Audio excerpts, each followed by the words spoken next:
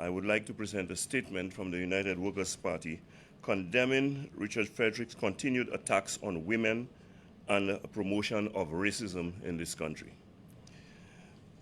The United Workers' Party is appalled by the ongoing vile and abusive conduct of Minister Richard Frederick, particularly his persistent attacks on women in this country and his dangerous use of racial rhetoric via his weekly talk show.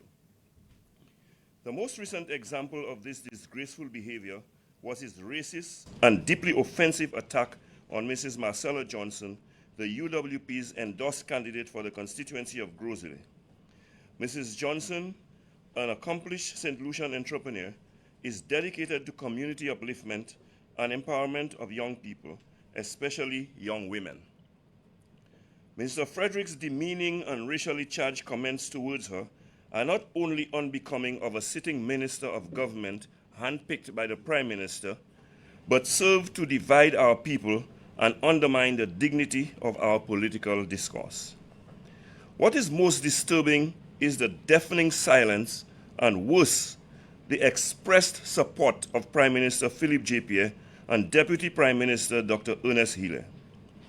Both men have recently declared their pride in being associated with Mr. Frederick, despite his repeated use of his public platform to bully, degrade, and intimidate women, while simultaneously pushing racist agendas aimed at white and mixed-race Saint Lucians. The UWP unequivocally condemns this behavior, and there is no place in our society for leaders who perpetuate racism or gender-based verbal abuse. These actions are an affront to every woman and every citizen who believes in respect, equity, and national unity.